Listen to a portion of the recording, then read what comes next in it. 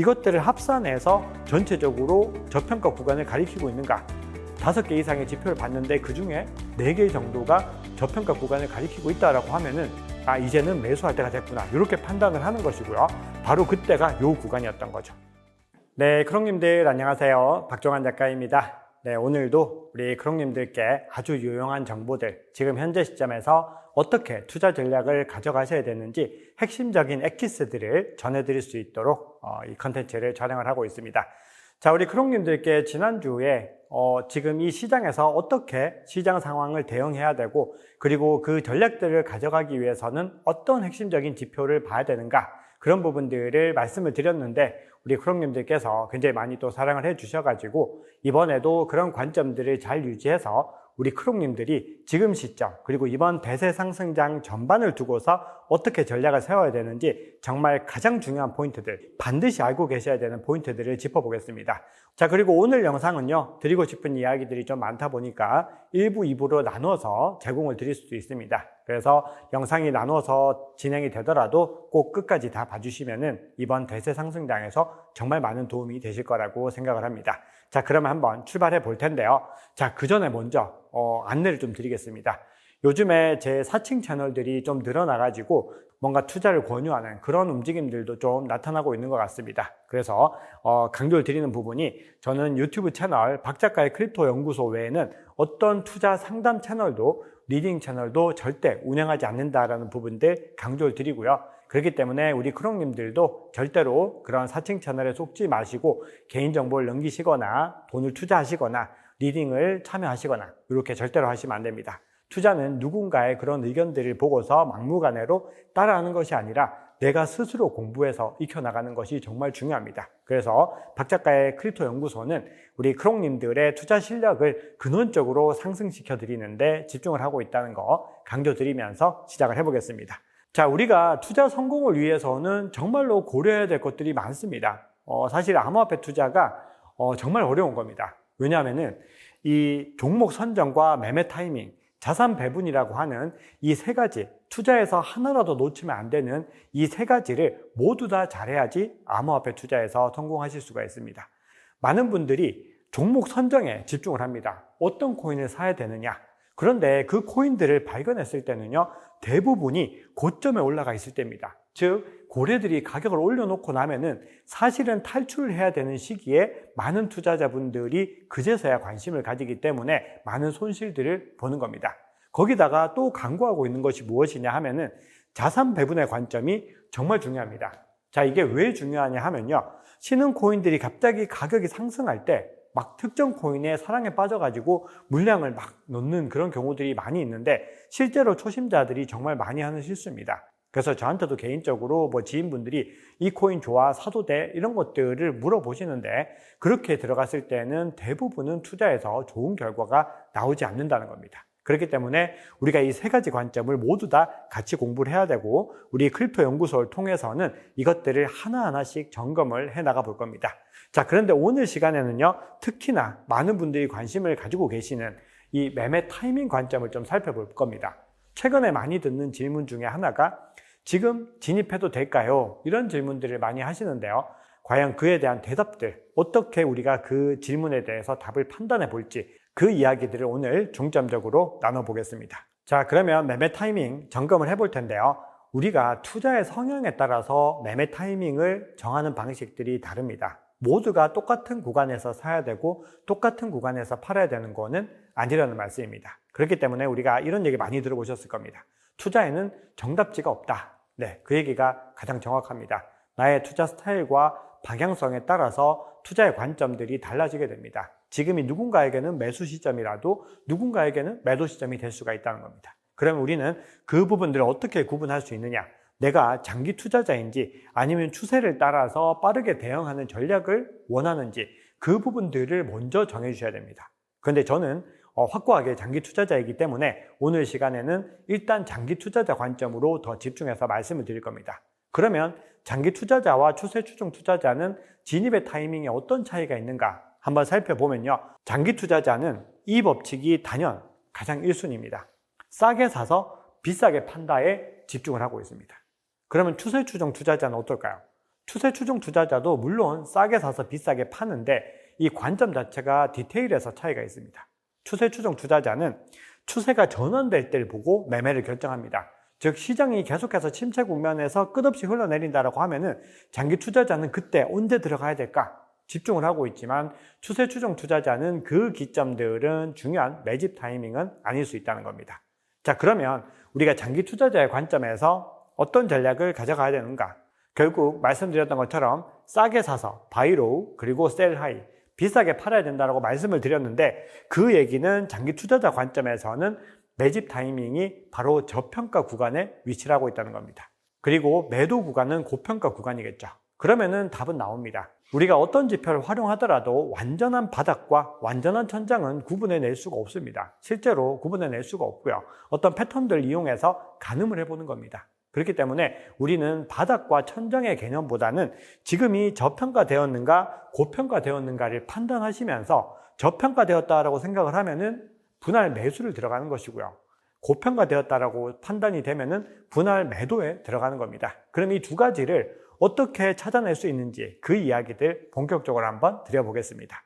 자, 그러면 우리는 본격적으로 저평가와 고평가 구간을 찾기 전에 관점을 하나 더 생각을 해봐야 될 게 있습니다. 지금 시점에서 가격을 상승시키는 요인이 무엇인가 이 부분들을 한번 짚어봐야 되는데요. 두 가지 관점으로 생각할 수 있습니다. 바로 유동성과 사이클의 관점이죠. 사실 이 두 가지는요 완전히 동떨어진 개념이 아닙니다. 누군가는 암호화폐가 유동성에 의해서 상승한다라고 얘기를 하고 누군가는 사이클에 의해서 상승한다라고 하지만 실제로는 둘 다 적용이 된다는 의미입니다. 그러면 유동성부터 한번 살펴보겠습니다. 최근에 글로벌 유동성이 늘어나면서 비트코인 가격이 상승의 움직임을 가지고 가고 있습니다. 그러면은 우리는 중장기적인 관점에서 비트코인을 비롯한 암호화폐가 더 많이 상승하기 위해서는 어떤 것들이 중요하다고 봐야 될까요?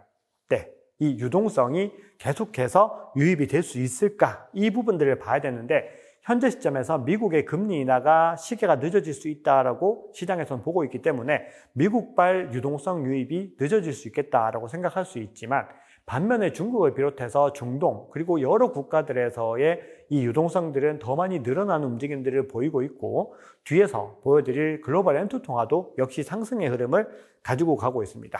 자, 그리고 또 하나 중요한 것이 있는데요. 그동안에는 미국과 중국이 관세 전쟁을 벌이면서 이 자본이 원하는 만큼 속 시원하게 위험자산 시장으로 들어오지 못했습니다. 그러다 보니까 주식도 사상 유례 없이 떨어졌었고 비트코인을 비롯한 암호화폐도 4월 초반에 정말 극심한 침체에 시달렸던 거죠. 그런데 이 갈등들이 현 시점에서는 봉합이 되고 있다는 겁니다. 그러면은 결국은 이런 안정된 흐름 속에서 위험자산 선호 심리가 더 가속화될 수 있기 때문에 우리는 중장기적으로 상승을 기대한다는 거죠.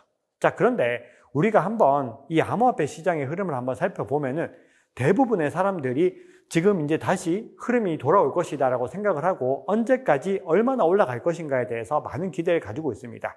그리고 실제로 미국의 기관들과 그리고 외신들, 유력 매체들도 그런 관점들로 설명을 하고 있다는 거죠. 그 얘기는 어떤 의미일까요? 네, 바로 사이클에 의해서 지금 시장은 움직이고 있다는 겁니다. 그렇기 때문에 우리는 현재 시점에서 유동성과 사이클의 관점을 같이 가지고 가고 있기 때문에 투자를 지속할 수 있다. 이렇게 볼 수 있겠습니다.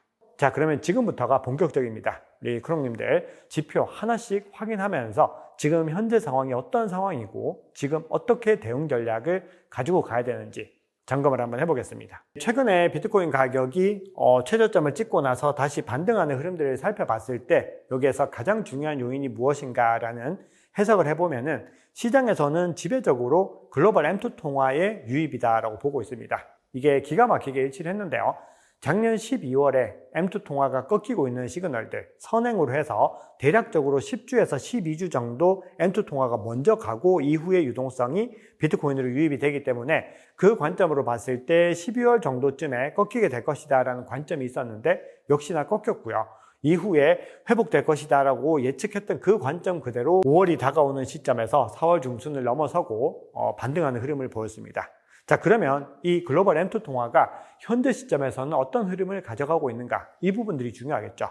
보시면은 이 구간에서 차츰 지지부진하게 옆으로 가고 있습니다. 하지만 아직까지 흐름이 꺾이진 않았다. 그러면은 적극적으로 상승 추세를 이어갔던 구간들을 선행 지표를 통해서 시프트를 한번 해봤을 때 어느 정도 구간까지 지속이 될 수 있냐, 비트코인이 후행한다는 관점에서 적용을 해보면은 대략적으로 6월 말에서 7월 초까지가 나오기 때문에 글로벌 M2 통화의 흐름상으로 봤을 때는 우리가 이번 2분기까지는 그래도 상승의 흐름들이 이어질 수 있지 않을까, 이렇게 조심스럽게 기대를 할 수 있고요. 네, 그리고 거시경제 관점에서 두 번째는 달러 인덱스였습니다. 달러 인덱스가 계속해서 하락 추세를 보였는데 그럼에도 비트코인 가격이 반등을 잘 하지 못하다가 이후에 더 크게 하락하는 구간에서 비트코인 가격이 반등에 성공을 했습니다. 그런데 지금 최근 시점, 촬영 시점 기준으로 봤을 때는 달러 인덱스가 다소 반등을 하고 있습니다. 그만큼 시장에서 달러의 어떤 입지들이 조금 더 강화가 되고 있다는 것인데요.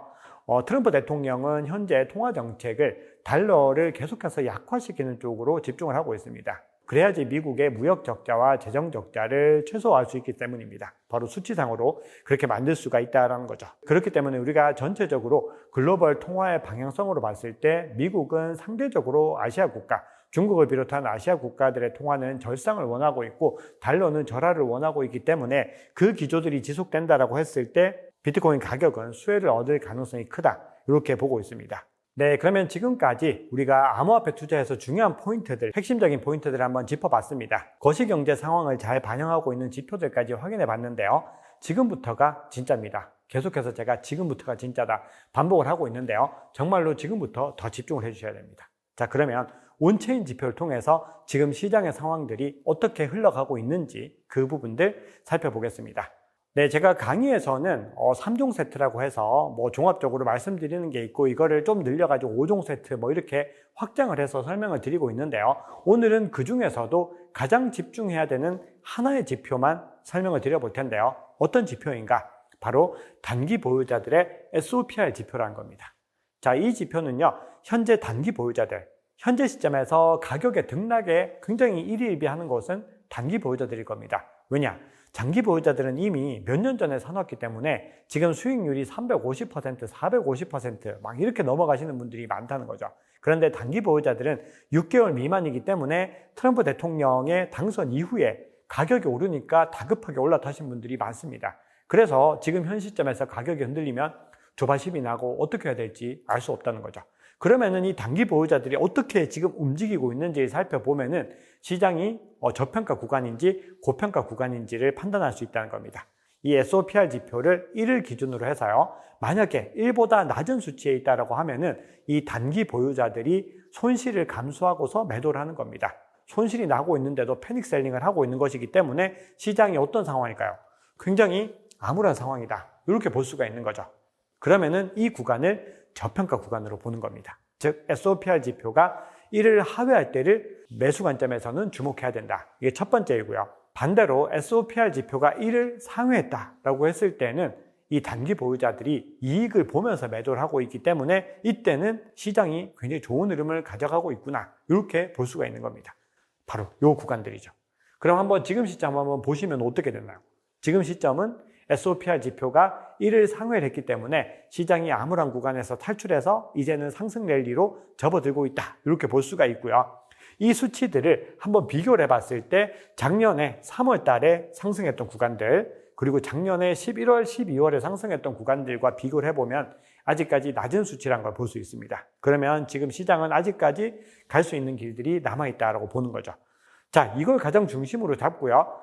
그 외에 다른 지표들을 같이 활용해서 가령 공포 및 탐욕 지수라든지 MVRV 지표라든지 그 외에도 다양한 지표들이 있는데 이것들을 합산해서 전체적으로 저평가 구간을 가리키고 있는가? 5개 이상의 지표를 봤는데 그 중에 4개 정도가 저평가 구간을 가리키고 있다라고 하면은 이제는 매수할 때가 됐구나, 이렇게 판단을 하는 것이고요. 바로 그때가 요 구간이었던 거죠. 이런 구간들인 겁니다. 그런데 반대로 이렇게 높은 구간에서는 매수 관점보다는 조금 더 올라가길 기다려야 되기 때문에 보유 관점이 손익비가 가장 높고요. 만약에 매수 관점으로 가져간다고 했을 때는 장기 투자 관점에서 아직까지는 비트코인의 상승 여력이 많이 남았기 때문에 중요한 변곡점들, 즉 키 레벨들을 넘어설 때 돌파 매수를 하시는 전략이 있습니다. 그리고 이렇게 높은 고점을 형성한 구간들을 포착을 해서 그때 매도 전략을 가져가셔야 된다는 거죠.